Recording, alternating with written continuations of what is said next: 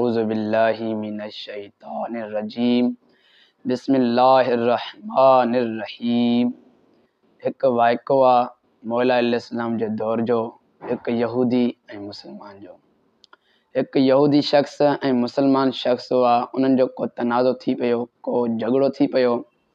त पोइ उहो यहूदी शख़्स चवणु लॻो मुसलमान शख़्स खे त तूं कोई अमीन शख़्स मुक़ररु कर जंहिंखां तूं फ़ैसिलो कराईं। त उहो मुसलमान शख़्स सोचणु लॻो ऐं चयईं त जे अगरि मां यहूदी जो को अमीन मुक़ररु कंदुमि त मतां मुंहिंजे हक़ जे ख़िलाफ़ु फ़ैसिलो थिए। हाणे त फ़ैसिलो था करायूं अली वटि।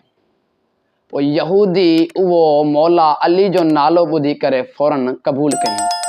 हाणे तव्हां इहो ॾिसो त यहूदी थी करे मौला अलैहिस्सलाम जो नालो ॿुधी करे फ़ौरन क़बूल थो करे। हाणे तव्हां हिते ॾिसो था पिया त सुन्नी शिया बिरादरान सोचनि था पिया त नारो अलीअ जो हणूं या ॿियो कंहिंजो हणूं। चलो, जॾहिं उहो यहूदी शख़्स ऐं मुसलमान शख़्स मौला जी बारगाह में पहुता ऐं जॾहिं फ़ैसिलो थियो उहो फ़ैसिलो थियो यहूदी जे हक़ में।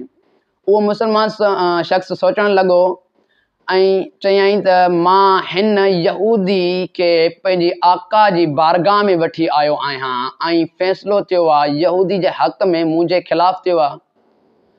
पोइ जॾहिं उहे उतां वञणु लॻा ऐं 2-3 ॾींहंनि खां बाद उहो शख़्स साॻे मौला जी बारगाह में आयो ऐं मौला खे अर्ज़ु करे चवे थो, मौला चए मां उन यहूदी शख़्स खे तव्हांजी बारगाह में वठी आयो आहियां ऐं तव्हां मुंहिंजी तौहीन करे छॾी आहे।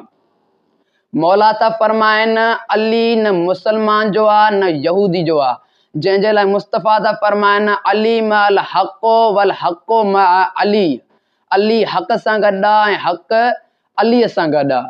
हक़ अलीअ सां गॾु आहे, अली हक़ सां गॾु आहे। मां छा कयां? मौला था फरमाइनि मां छा कयां?